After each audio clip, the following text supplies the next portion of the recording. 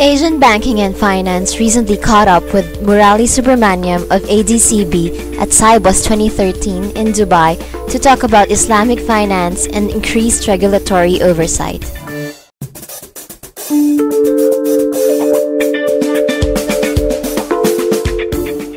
Well, Sibos is a great occasion to network, and there's a certain consistency about who attends Sibos, and it's usually people in certain key functions that interact the most with each other that also attend Sibos.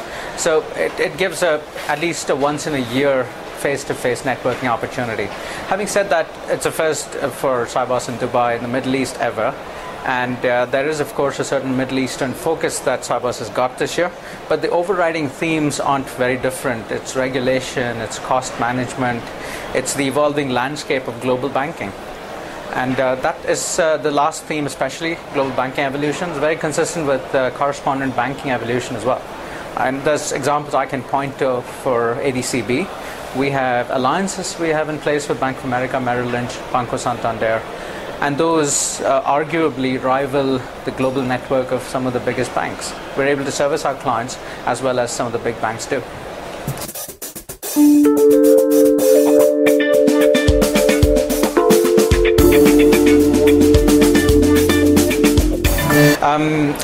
Especially in trade, Islamic finance has greater relevance to conventional methods of funding trade, because Islamic finance relies on principles of underlying sale and purchase of goods. That's what Islamic principles are founded on. And so the concept of borrowing and lending are slightly more alien, but the concept of buying and selling are far more coherent, convergent to Islamic principles. So Islamic trade finance has always been an alternative available to corporates and banks, available from a different investor base. And the challenges, if any, would be simply in understanding what the do's and don'ts are, because if there's one thing about Islamic finance which is not standard, it's how it's governed. There are Sharia boards that are quite diverse in their opinions, as opposed to a law firm such as Allen & Overy or Clifford Chance that give you the same opinion anywhere in the world. A Sharia board could give you a different opinion depending on whether it's in Malaysia or in Saudi Arabia. So the interpretation is where the challenges are, but the practices are fundamental to trade, and they are inherently trade. So trade, if anything, developed in this region many thousands of years ago.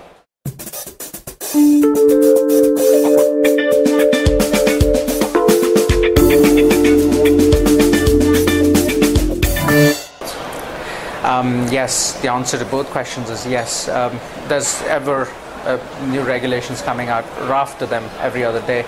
I can think of Basel III, I can think of the SEPA, I can think of Payments Directive out of Europe, I can think of several out of the US, Dodd-Frank and FATCA, which are all, and not to mention ongoing sanctions evolution against several countries, especially driven by the OFAC in the US.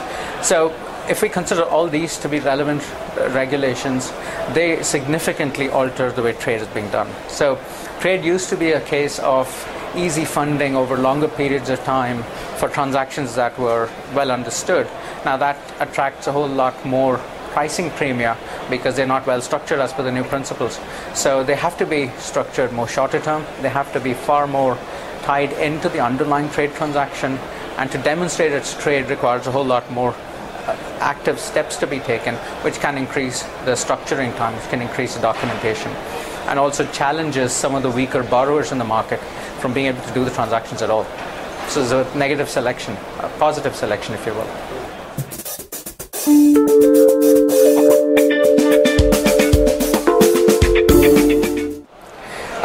Certainly there is several that are being introduced by the infrastructure. If I can consider SWIFT to be an infrastructure, there's the BPO that is fundamental to how trade will be done in the future. Although it's just been introduced as early as late as July this year, BPO became an accepted practice. So it's not adopted widely yet, but once that starts getting adopted, it'll be as fundamental as an MT 101 message in trade. So that is part of what Asia should be adapting to, because Asia has such a long and established practice of trading patterns and trading relationships between banks and customers. that BPO needs to make quick inroads into that. The ones that do it quicker will see a difference between them and the ones that don't. So that's one. The other is, of course, the usage of bank proprietary technology as opposed to bank agnostic technology, again offered by bodies like SWIFT.